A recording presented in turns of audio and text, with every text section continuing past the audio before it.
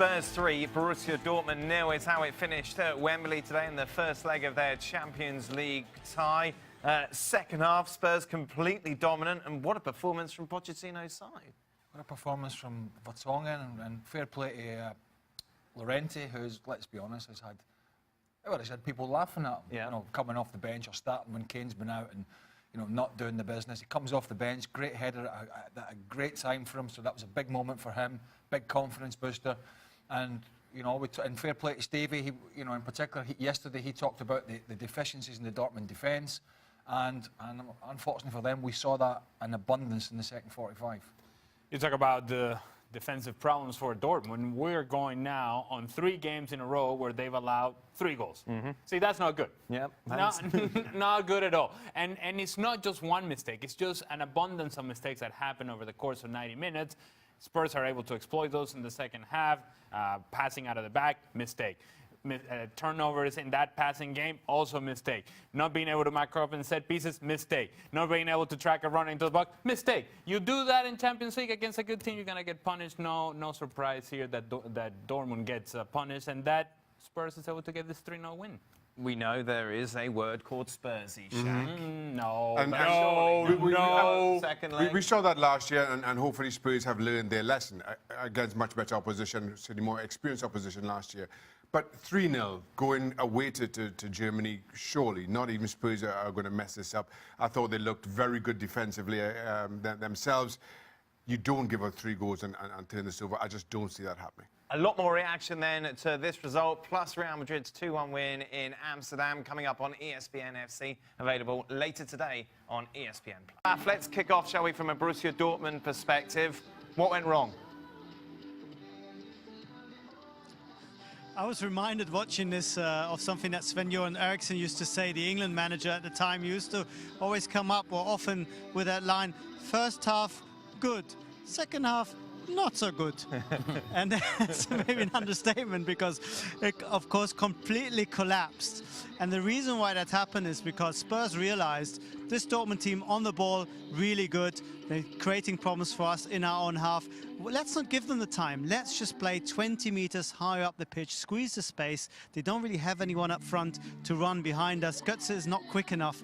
And Dortmund, through their own fault and through a bit of pushing from Spurs from the offset, gave the ball away. Hakimi, 2 terrible mistakes, and of course compounded by Schmelz's awful attempt to head the ball for the 3-0.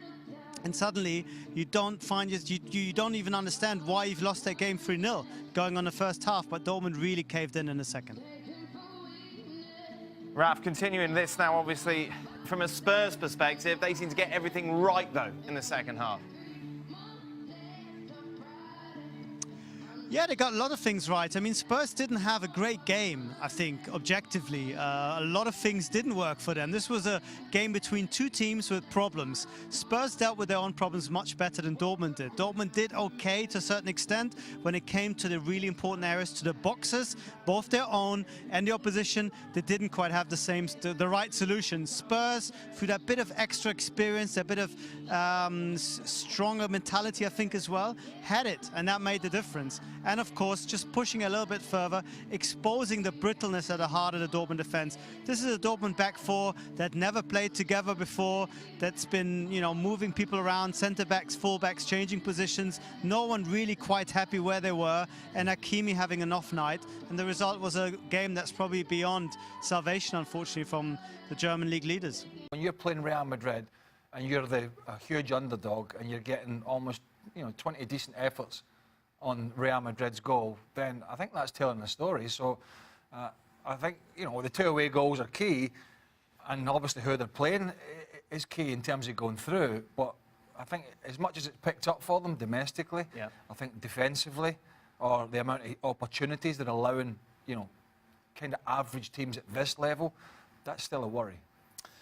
Yeah, it's concerning for Real Madrid. You'll take the result, of course. And I think the difference between the 2 clubs is the fact that whenever Real Madrid created their opportunities, Karim Benzema, who's as hot as anybody else in Europe, he's putting those opportunities away. Whereas Ajax, early on in the game, they get chances. It's a Tadic, it's a Ziyech, whoever it may be. They get those chances. You have to put them away against Real Madrid. The other thing about Real Madrid is, yes, defensively issues. And if Steven Nicol were sitting here and he would have seen what Sergio Ramos was doing in this game, it was just irresponsible defending. And some of the mistakes are things that you don't expect from Sergio Ramos.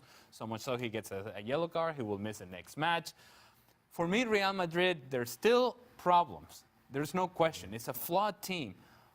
But this is seemingly what they do. And now, at this stage of the season, is when they turn these performances that they don't look so good, that they're not convincing, but it's a win. And it's 2 away goals, and this means that they're probably going to advance into the next round of this competition, and it gives them just enough chance and just enough opportunity for them to continue to improve towards the lighter stages. Look, this still, for me, is not a great Real Madrid side. No, it isn't. You come up against an Ajax team, and you know how open they play in their division, and this played right into Real Madrid's strengths.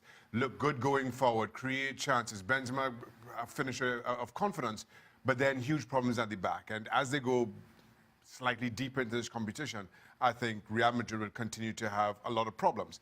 All that being said, you look at the result in the league on the weekend, and it suggests maybe something different. I think Solari still has a lot of problems with this side. They're not really sure who they are, what they're going to do. But for right now, given what we saw from Real Madrid 3 or 4 months ago, you take this happily. We talked a lot about Mbappe yesterday, a couple of years, of course, behind him. But Vinicius Jr. has been great since he's come in. An exciting talent, looks completely unfazed by the pressure of playing for Real Madrid. Yeah, I mean, I was surprised it took him as long. I mean, I know he's a young guy. I was surprised it took as long for him to get as much game time. So he came here to the States with Real Madrid in the summer, and okay, it was the ICC tournament and it was friendlies, but he was a box of tricks. And I was looking at him thinking, here's a guy that's come in from Flamengo for like 40 million bucks or whatever it is, and a bit like Mbappe in a sense where he's got no fear. Yeah. And maybe it was the right thing just to leave him be for a little bit, but he's now finding his feet, and the more game times he gets, particularly at this level and beyond, then the more experience, the better he's going to get. And he's got the ability. Welcome into extra time. You having some issues with the chair, Craig? You all right? Doesn't know how to use the arms. Look at that pose. Look at that pose there. Come back. Oh, dear. It's not, it's the knees. It's the, when I put me... Oh, that's not good on the belly either, that view. No, it's not too bad. Bring it in now. It was worse last year. It's trimmed down a bit, and it's on its way down. Oh, goodness. Bloody cheers. What's wrong with it that we can see your legs? What's the issue? Well, because when I put them on the thing, it pushes up into the glass because my legs are quite long. Right. And so I have to put my... I don't know where to put it. If I put it down, I'm too low. Stay down there. Can we get Ali Moreno to continue to pick against Spurs as long as possible, please? Sure. I'll gladly do so. Is that the alley curse? Yeah. However, be very careful, Spurs. If you continue to play this well, there may just be the off chance that I may pick you. And you know what happens when that... Hey, what about Stevie? Stevie Oh, yeah. yesterday said he could see Spurs getting this done and dusted at Wembley, and he did. Where is Stevie? He is- I would show, if I made that kind of prediction, I would just show up. No, he's still trying to work out his map. He did text you earlier to say that. He did text me and say, Look at me. According to him, this is what he does when he changes diapers. Yeah, he's changing diapers. He's still got his printed instructions out in case the Somebody GPS may have fails. said they could end this in the first. Yes. Oh, well done. Oh, Stevie, excellent. After today's massive result and their recent good form in the league, do Spurs have a better chance of winning the Champions League or the Premier League? Lord have mercy. Well, what's wrong? I think that's a fair question. No, it's not. No. Why? They're not winning Because either. to win the Premier League, they have to overcome City and Liverpool. Okay. To win the Champions League, they have to overcome City, Liverpool, Real Madrid, Barcelona, and keep going on. Well, no, they only have to beat three of those three teams, don't they, really? Yeah, but they're still same two teams that they have to. But that's not the question. No, but then my answer is no. But that's not the question. They have a better chance of winning the Premier League. That's my better answer. chance of winning the Premier Yeah. League. And it's a very small, minuscule chance of that Why happening. are you looking at me like that? Because you haven't answered yet. It's not hugely important, is it? What's that? If I have to answer this. I'm intrigued to know your answer. No, you're not. That's I a am. lie. It's not a lie. Yes, it is. The Premier League by that. Premier League by that. Is Pochettino the best manager in the Premier League? No. The best manager in the Premier League at the moment is the man at Man City. Why don't you say his name? I can't say it very well. We've had difficulties in the past. And I don't like calling managers by their first name. But, oh, Jurgen or Pep. Yeah, Pep. Pep. And so, Because you have a habit of saying Guardiola. Yeah. Yes. Guardiola. Hey! Say it 10 times. And I would say just ahead of Klopp. Klopp. Yeah. How can Pochettino be the best manager in the Premier League? Well, because they just... Smaller budget, blah, blah, blah. Yeah. Why is Kevin like that? Blah, blah, blah. Oh, do you want to put him an argument as to why he's the best No, manager? blah, blah, blah. Oh, blah, blah, blah. Exactly. Is it too soon to say Vinicius Jr. is Real Madrid's best winger? He's the best winger right now. Not too soon to say that. I don't understand the question.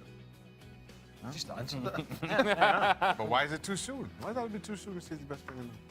I don't know, Shane. It's just a question. Well, you asked it. I read it. It's a difference.